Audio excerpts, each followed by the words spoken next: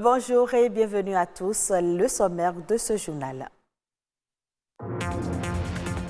De nombreuses plaques d'immatriculation de couleurs diverses et variées circulent au Bénin, mais toutes ne revêtent pas la même signification. Pour qui sont-elles destinées? On vous éclaire dans cette édition. Pour prendre soin de sa peau noire sans l'agresser, le choix des produits de beauté est essentiel. Tous les produits ne sont pas adaptés pour la peau noire. Un salon de la beauté et de l'esthétique a été organisé à cet effet. L'Afrique en 3D, défense, diplomatie et développement, c'est le thème du 20e Forum international sur le continent africain. L'événement se tient à Dakar au Sénégal. L'objectif est de promouvoir une approche plus globale de la sécurité sur le continent. Avez-vous des difficultés à identifier les véhicules officiels en circulation? Vous n'êtes certainement pas le seul. Il est aujourd'hui aisé de voir des véhicules de plaques bleues, rouges, vertes, sans pouvoir convenablement les différencier. Quel sens revêtent les différentes plaques d'immatriculation en République du Bénin? La réponse dans ce reportage de Oseni Adeleke, présenté par Rodrigue Babagbeto. Elle porte une combinaison unique de chiffres et de lettres destinée à identifier facilement un véhicule terrestre. Les plaques d'immatriculation sont propres à chaque pays et peuvent revêtir plusieurs formes. Au Bénin, elles sont de plusieurs types et leur signification méconnue de certains. Dans les plaques, tu es dépaysé, tu n'en sais rien. Tu te demandes d'abord le sigle. C'est la première des choses. UN, ça veut dire quoi maintenant là? Sans vous mentir, j'ai tellement de difficultés pour connaître les plaques, parce que je vois des plaques rouges, roses, bleues. Je ne sais pas ce que ça signifie même. Même on dit que pour les plaques bleues, c'est pour l'administration ou bien c'est pour les hauts cadres. Voilà. Je n'arrive même pas à distinguer. Il y a beaucoup de gens qui sont comme moi. Plusieurs couleurs de plaques se retrouvent sur le sol béninois. Les plus rencontrées sont celles-ci, délivrées aux véhicules dits de tourisme appartenant à tout particulier. Pour les plaques officielles, la couleur est définie en fonction de la catégorie. Il y a les véhicules administratifs de service qui sont des véhicules dont les plaques sont de couleur rouge, mais les bordures sont blanches et les caractères utilisés sont blancs. Mais pour les véhicules administratifs de fonction, c'est les véhicules à fond bleu avec bordure blanche et les caractères blancs.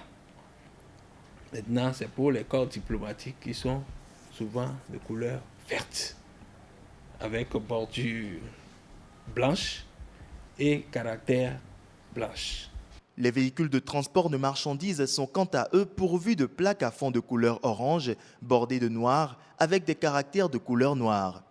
La procédure d'immatriculation de toutes ces catégories de véhicules est la même, sauf pour ceux du corps consulaire. Pour les véhicules des corps diplomatiques, les corps consulaires et consorts, la NAT a mis en place une cellule spéciale d'immatriculation des véhicules des corps diplomatiques et on travaille en collaboration avec le ministère des Affaires étrangères. Ensemble avec eux, on attribue un numéro spécial à chaque catégorie de ces types de véhicules des corps diplomatiques. Donc, il y a notre cellule spéciale chargée de l'immatriculation des véhicules qui fait ces formalités avant l'immatriculation proprement dite de ces véhicules. Depuis la suppression des livrets de bord des véhicules, le délai de livraison de la plaque est désormais de 24 heures et cela est valable pour toutes les catégories, d'engins à 4 roues.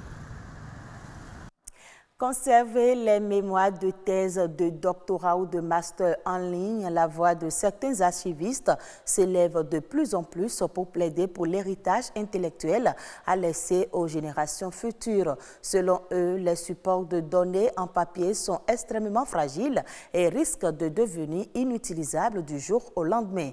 Éviter que cela n'arrive, il faille conserver les mémoires en ligne. Quelle est alors l'importance pour les universités publiques d'archiver les mémoires des étudiants en ligne? Que gagne l'enseignant supérieur? Nous avons posé ces questions à Wenceslas Maoussi, archiviste. Il est au micro de Patrick Adjabodjou. Pour produire des résultats de recherche, on a besoin de savoir ce qui a été produit par d'autres chercheurs. Et donc pour ça, on a besoin en réalité d'avoir les travaux publiés par ces chercheurs-là en un endroit. Et dans le cas d'espèce, il s'agit de travaux de fin d'études. Donc un mémoire, un rapport de stage ou une thèse de doctorat. Donc pour ça, on a besoin d'avoir dans un même grenier, donc un entrepôt, ces travaux-là qui sont publiés pour que ceux qui veulent faire d'autres recherches s'en inspirent pour produire de nouvelles connaissances. Cela est possible si on décide de mettre en place la plateforme. Donc il y a un aspect de structuration d'abord, de quel travail on veut mettre en ligne, sur quelle thématique, sur quel sujet, est-ce que c'est tout ce qui est soutenu, ou si c'est les meilleures mémoires qu'on met, ou c'est les meilleures thèses qu'on met. Ensuite, maintenant, il y a la plateforme derrière. Quelle plateforme va abriter ça? Est-ce que c'est sur un simple site web? Est-ce que c'est une plateforme dédiée, comme DSpace, qui est une plateforme de dépôt institutionnel? On met maintenant en place la plateforme et on définit les habilitations d'accéder à la plateforme. Est-ce qu'on accède au résumé simplement? On accède à des chapitres? On accède à l'intégralité? Et quand vous êtes étudiant, quand vous êtes enseignant, quand vous êtes chercheur, vous produisez, vous déposez.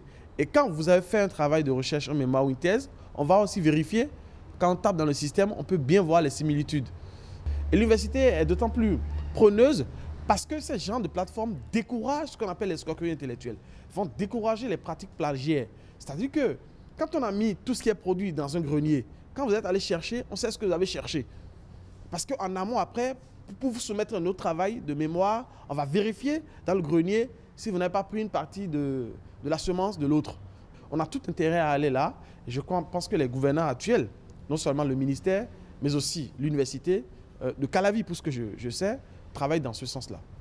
Dans le monde, on compte 3 grands types de peau, caucasienne, asiatique et noire. Chacune d'elles a des spécificités qu'il est important de bien connaître pour mieux en prendre soin. Un salon de la beauté et de l'esthétique a été organisé autour du thème « Quelle cosmétique pour la peau noire ?» Plus de détails dans ce téléma de Evrar Anani et Alphonse Padé. C'est le nom qui m'a attiré d'abord, Toju Oju. Qui veut dire tout simplement prendre soin de ton visage.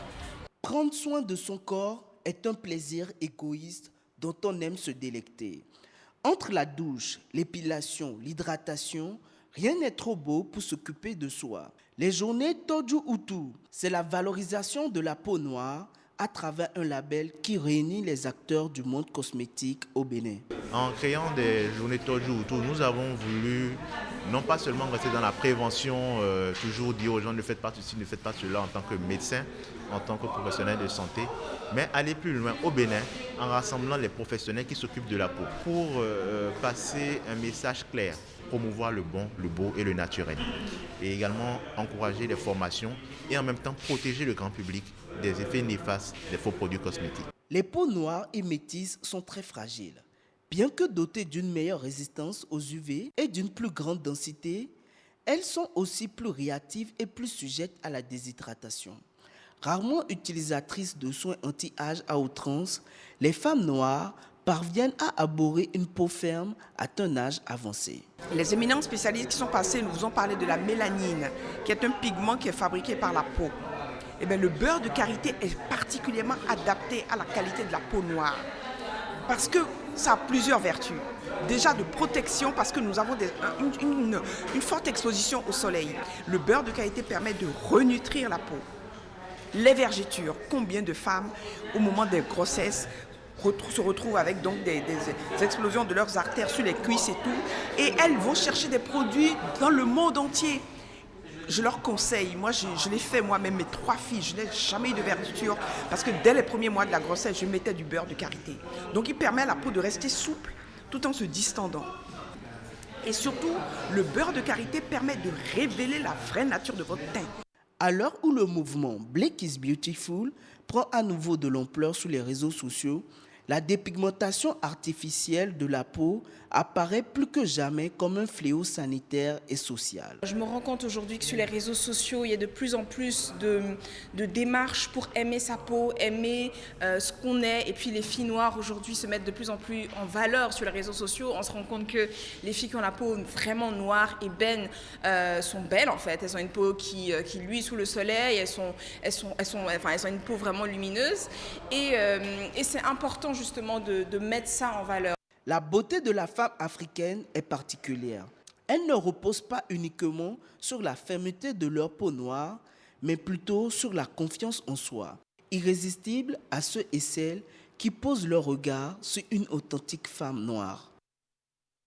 La Banque des États de l'Afrique centrale s'engage auprès du Fonds monétaire international à porter les avoirs extérieurs de 2 296 à 3 000 milliards de francs CFA à fin 2019. Les services du Fonds monétaire international viennent de publier un rapport sur les politiques communes de la communauté économique et monétaire de l'Afrique centrale dans le cadre des programmes économiques en vigueur depuis 2017. Dans l'ensemble, ils considèrent que la BEAC a mis en œuvre les assurances énoncées dans la lettre de suivi de décembre 2018.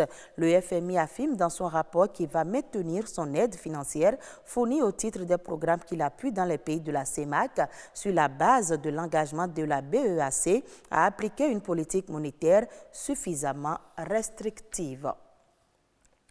3D, défense, diplomatie et développement, c'est le thème du 20e Forum international africain qui se tient pour la première fois sur le continent. Une approche globale et multilatérale défendue par Jean-Baptiste Lemoyne, secrétaire d'État auprès du ministre de l'Europe et des Affaires étrangères. Le reportage de Seydira Léon Fall.